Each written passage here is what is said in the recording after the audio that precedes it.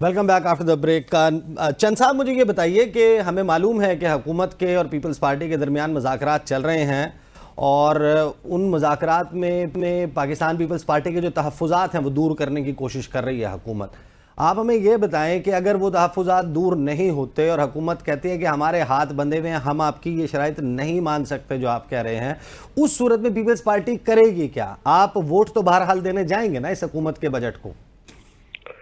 देखिए, कबल वक्त है ये बात कहना, लेकिन हम कुछ चीजें रजिस्टर्ड कराना चाहते थे कि रावी सुख चैन नहीं है, सारी चीजें आपकी ठीक नहीं है, ना आइडियोलॉजिकली ठीक है, ना एडमिनिस्ट्रेटिवली ठीक है, ना आपकी फाइनेंशियल पॉइंट ऑफ व्यू से ठीक है।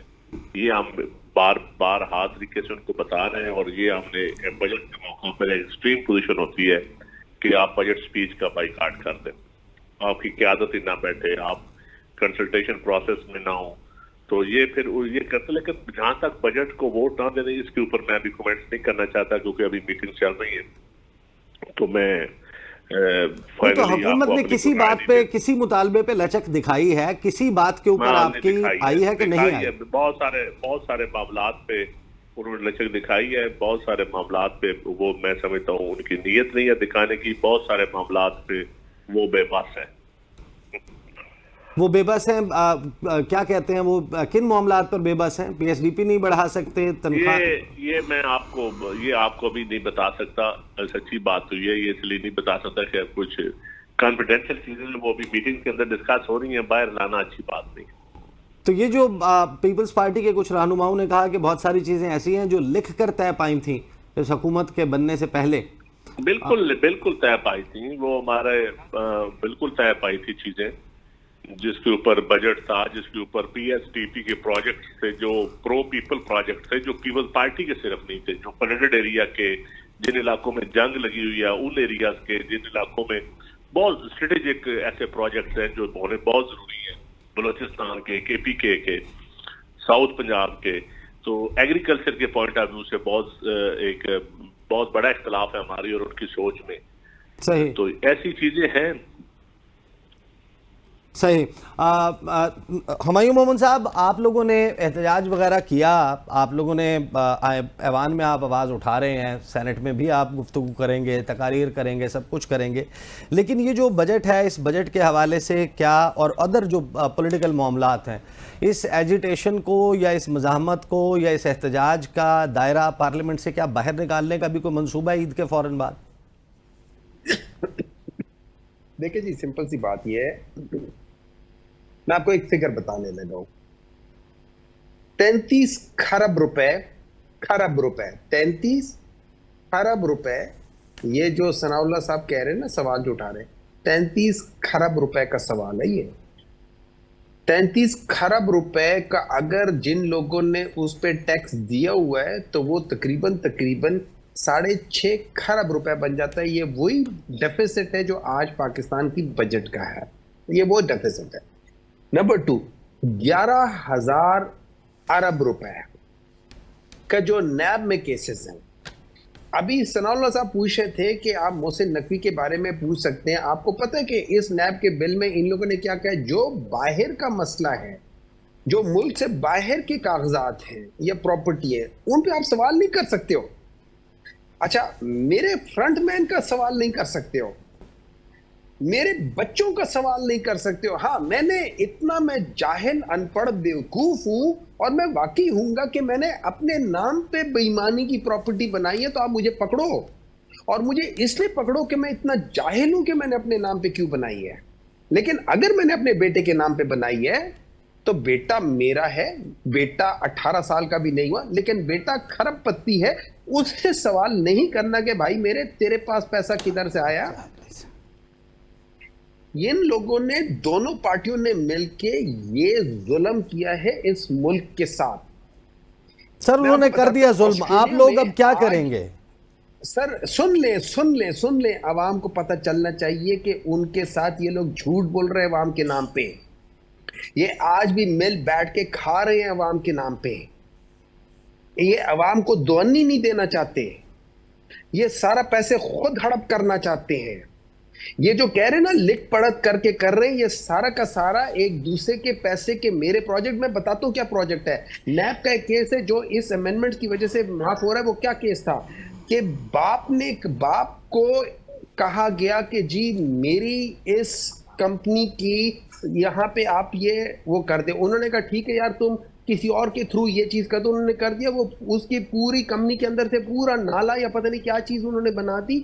پنجاب میں پیسے حکومت کے، فائدہ ایک پرائیویٹ کمپنی کو، بیٹے کی کمپنی کو فائدہ، باپ نے بیٹے کی کمپنی کو کرا دیا. اب آپ کہتے ہیں اس کو نیب میں نہیں آنا چاہیے. یہ ان لوگوں نے مل کے اس ملک کے ساتھ وہ ظلم کیا ہے. ملک آج بھی پتہ نہیں کیوں نہیں سمجھ چکی ہے، لیکن وہ لوگ جو آج بھی ہے وہ پتہ نہیں کیوں ان کو نہیں سمجھ پا رہے. یہ آپ سے مجھ سے یہاں بیٹھ کے جھوٹ بول رہے عوام کے نام پہ.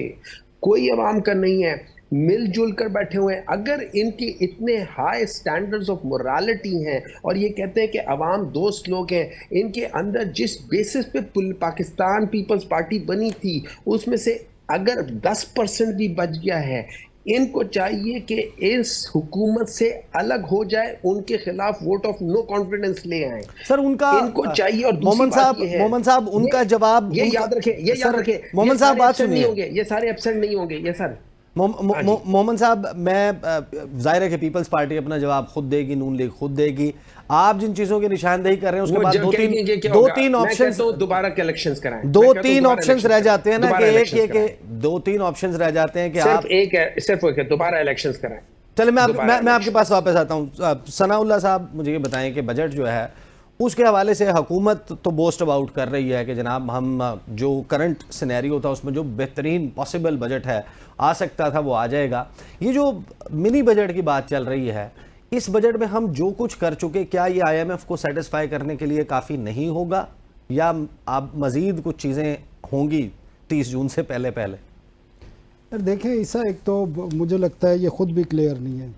آپ نے اکنامک سروے پہ جو پریس کانفرنس دیکھی ہے اس میں وزیر خزانہ نے کہا کہ ہمارا اپنا تیار کیا ہوا یہ آئی ایم ایف کا پروگرام ہے، ان کا نہیں ہے. آج وہ کہہ رہے ہیں کہ جی شرائط ان کی تھیں، لیکن حقیقت یہ ہے کہ جب تک بجٹ پاس نہیں ہوگا اسٹینڈ وہی جو ایگریمنٹ ہے وہ نہیں ہوگا. آئی ایم ایف کوئی ایگریمنٹ نہیں کرے گا جب تک وہ تمام شرائط پر عمل درآمد کی پارلیمنٹ سے سٹیمپ نہیں لگ جاتی. اور وہ سٹیمپ لگے گی، اسی لیے وہ کہہ رہے تھے کہ جولائی میں ہوگا، کیونکہ 29 جون یا 28 جون تک بجٹ پاس ہونا ہے. اس کے بعد جولائی میں جا کر یہ پھر ایگریمنٹ ہونا ہے آپ کو نئے پروگرام کے لیے جو 3 سال کا ہوگا اور اس میں 6 سے 8 بلین ڈالر کا آپ کا پروگرام ہوگا. وہ ہو جائے گا کیونکہ انہوں نے تمام شرائط تقریباً مان لی ہیں. تو وہ یہ لیکن میں آپ کو ثناء اللہ صاحب میں آپ کو بتاؤں، گزشتہ روز عائشہ غوث پاشا صاحبہ میرے پروگرام میں تھیں. وہ شہباز شریف کی معاشی ٹیم میں رہی ہیں. جو گزشتہ ڈیلنگز ہو رہی تھی آئی ایم ایف کے ساتھ وہ اس سے بھی واقف ہیں. ابھی بھی وہ شی از ویل انفارمڈ. کل انہوں نے میرے پروگرام میں کہا کہ اس بجٹ کی تو مجھے بھی نہیں سمجھ آ رہی. اور دوسرا انہوں نے یہ بھی کہا کہ شی ڈاؤٹس کہ اس بجٹ نے آئی ایم ایف کو سیٹسفائی کر دینا ہے. وہ بھی اس معاملے میں سکیپٹیکل تھی. پتہ عیسیٰ میں آپ کو بتاؤں ہمارے اکانومسٹ کا ایشو کیا ہے. آپ کو پتہ ہے میں 28-29 سال سے ان تمام کے ساتھ رابطے میں ہی رہتا ہوں اور ان کو دیکھ رہا ہوں.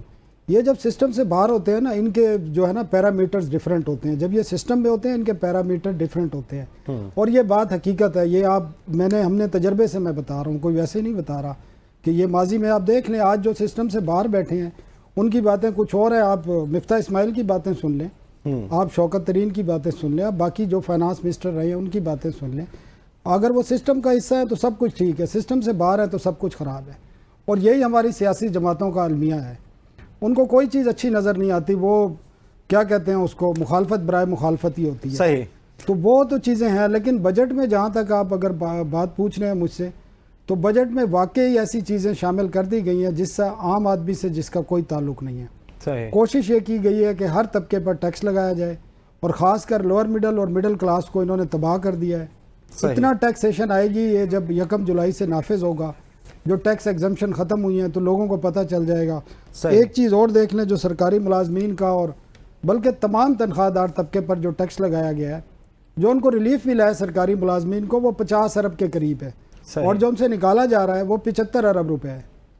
اور 150 ارب روپے پرائیویٹ سیکٹر کا جو امپلائی ہے نا اس سے نکالا جا رہا ہے. تو ایک ہاتھ سے جو دیا گیا ہے نا اس سے ڈبل دوسرے ہاتھ سے نکال ڈبل لیا گیا ہے. تو دھوکہ میں اس کو دھوکہ کہتا ہوں, دھوکہ کیا گیا ہے. دھوکہ بجٹ نہیں آیا, دھوکہ ہوا ہے. ٹھیک ہے, اپنی اتحادی جماعتوں کو خوش کیا گیا ہے. پیپلز پارٹی چاہتی تھی زیادہ تنخواہ بڑھے, انہیں بتا دیا ہے, ساتھ میں دوسرے ہاتھ سے وہ واپس لے لیا ہے.